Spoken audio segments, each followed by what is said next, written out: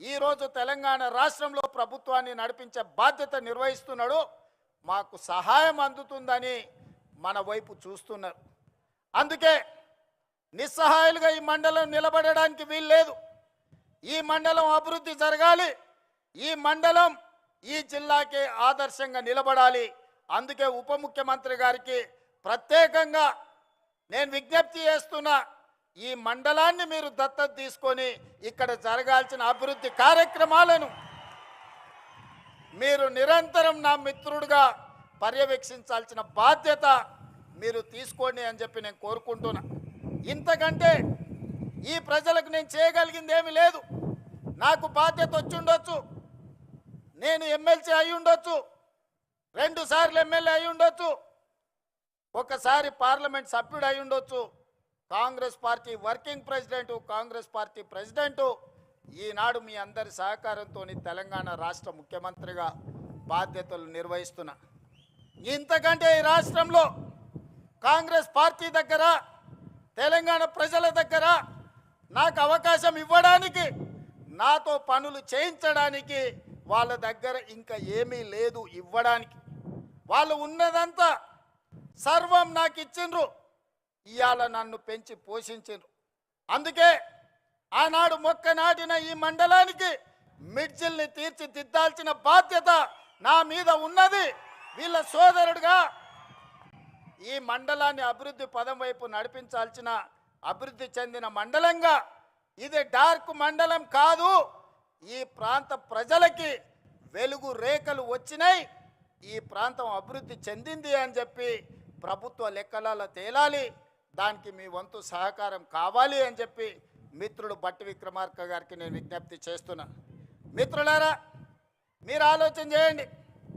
ఎమ్మెల్సీగా, ఎమ్మెల్యేగా 2 సార్లు, పార్లమెంట్ సభ్యుడిగా ఈ 20 సంవత్సరాలు 2006 జూలై 4న మీరు బాధ్యత ఇస్తే 20 ఏళ్లలో ఏ ఒక్కరోజు నేను సెలవు తీసుకోలే.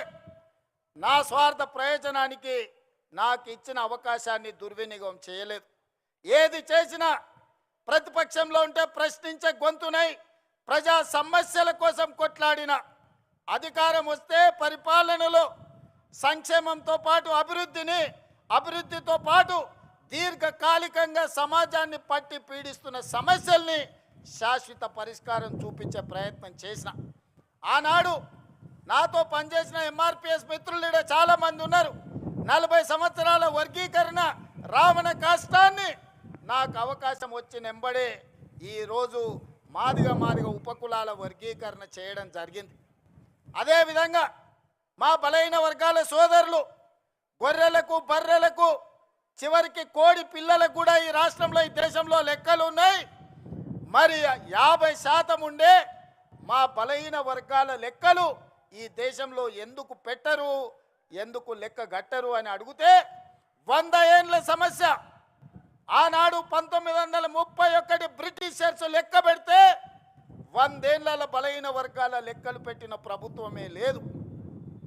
మా మిత్రుడు బట్టి విక్రమార్క గారి నేతృత్వంలో 100 ఏళ్ల సమస్యకు జనగణనలో కులగణన చేసి ఎవరు ఎంతున్నారో లెక్క తేల్చడమే కాదు, లెక్క ప్రకారం వాళ్ళ వాటాలు వాళ్ళకి ఇవ్వాలి, వాళ్ళ సంక్షేమం, వాళ్ళ అభివృద్ధి వాళ్ళకి చేర్చాలి అని ఆ సమస్యకు శాశ్వత పరిష్కారం చూపించింది మన ప్రభుత్వం, ప్రజా ప్రభుత్వం. మిత్రులారా, మీరు అవకాశం ఇచ్చినందుకు ఈ దీర్ఘకాలికమైన సమస్యల్ని మనం పరిష్కరించుకోగలిగినాం.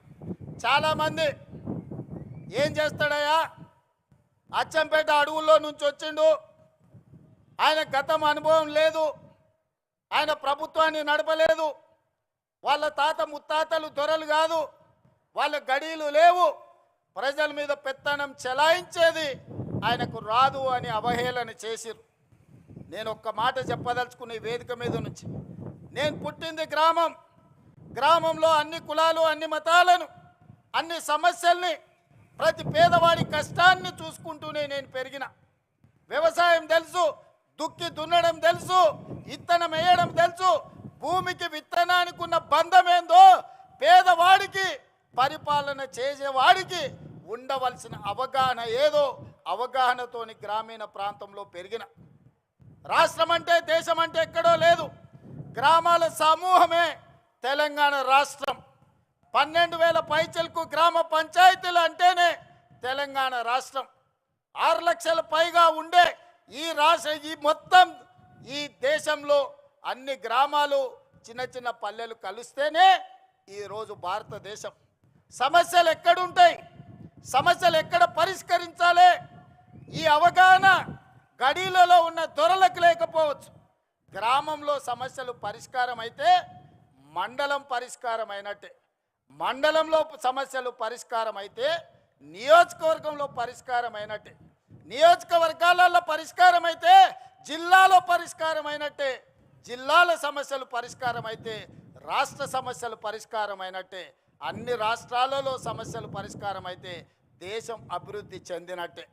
ఇప్పుడు చెప్పండి మిత్రులారా, కొండారెడ్డిపల్లిలో దళితులు, గిరిజనులు, బలహీన వర్గాలు, మైనారిటీలు, మహిళలు, పేదవాడి మధ్యలో పెరిగిన నేను, పేదల సమస్యలు తెలిసిన నేను ఆ సమస్యకు పరిష్కారం కనిపెట్టలేనా?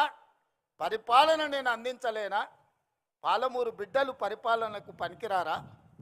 తట్ట పనికి మనమే కావాలి, పార పనికి మనమే కావాలి, పలుగు పనికి మనమే కావాలి, పార పనికి మనమే కావాలి, పరిపాలనకు మాత్రం పాలమూరు బిడ్డ వద్దనే దురహంకారాన్ని బొందబెట్టాల్సిన బాధ్యత ప్రతి పాలమూరు బిడ్డ మీద లేదా అని నేను ఈరోజు మీకు విజ్ఞప్తి చేయదలుచుకున్నా. మిత్రులారా, అహంకారానికి కూడా అత్తుంటుంది, అహంభావానికి కూడా ఒక అవకాశం ఉంటుంది. అహంకారం, అహంభావం పెట్టేగిపోయి గద్దరన్నను గడీల ముందల 4 గంటలు ఎర్రటెండ కూర్చోబెట్టినోని ఇవాళ మనం క్షమించాలనా? ఇవాళ ఒక్కసారి ఆలోచన చెయ్యండి. యుద్ధ నౌకై, పేదల గలమై తెలంగాణ రాష్ట్ర సాధనలో సమిదైన గద్దరన్న కలవడానికి వస్తే నీ గడి ముందల 4 గంటలు ఎర్రటెండకు నిలబెట్టినావు కదా, నీకు ఉరి శిక్ష వేసిన తక్కువ నాన్నే నీడున్న సోదరులు నేను అడగదలుచుకున్నా.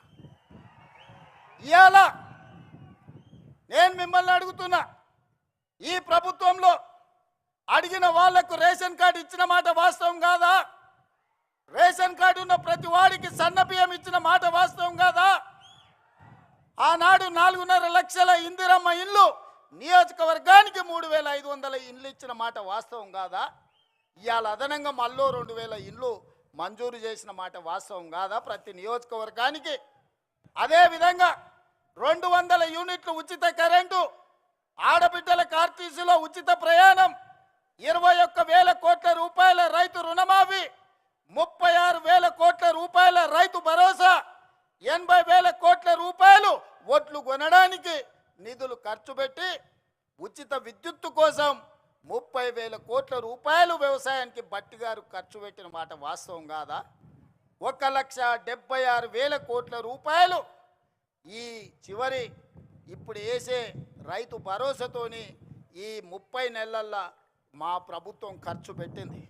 సరాసరిన 5,600 కోట్లు ప్రతి నెల మేము ఖర్చు పెడితే 10 ఏళ్లలో మీరు ఖర్చు పెట్టింది ఏందో లెక్కలు తేల్చండి. మొన్నటికి మొన్న మా జూపల్లి గారు సవాలు విసిరిండ్రు, 70,000 కోట్ల రూపాయల అప్పున్న రాష్ట్రాన్ని మిగులు బడ్జెట్ 16,000 కోట్ల రూపాయలతో మీకు అప్పచెప్తే 8,21,000 కోట్ల రూపాయల అప్పులు చేసిరు. 20 లక్షల కోట్ల రూపాయల బడ్జెట్ మీ చేతులకు వచ్చింది.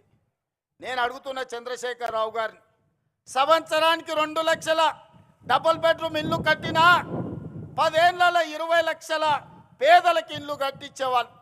నేను ఇక్కడికి వచ్చిన మా అక్కల్ని, మా సోదరుని అడుగుతున్నా, మీ ఊర్లలో కేసీఆర్ ఎవరికైనా డబుల్ బెడ్రూమ్ ఇల్లు ఇచ్చిండా? ఇచ్చిండా? దళితులకు 3 ఎకరాల భూమి ఇచ్చిండా? ఇంటికో ఉద్యోగం ఇచ్చిండా? 1 కోటి ఎకరాలకు నీళ్లు వారిచ్చిండా? 1,00,000 కోట్లు పెట్టి కట్టిన కాళేశ్వరం 3 ఏళ్లలో కూలేశ్వరం అయ్యింది. 1,00,000 కోట్లు గోదావరి పాలైనాయి. ఇది కేసీఆర్ పరిపాలన. ఇవాళ వాళ్ళ కొడుకు, వాళ్ళ అల్లుడు గల్లీ గల్లీ తిరుగుతున్నారు, గద్దల్లాక ఊరు మీద తిరుగుతున్నారు, రావాలి రావాలి అని. ఎవరయ్యా రావాలి అని నేను అడిగిన. అంటే పాపాల భైరవుడు, ఫామ్ హౌస్లో బంధించిన పాపాల భైరవుడు మళ్ళీ బయటికి రావాలని.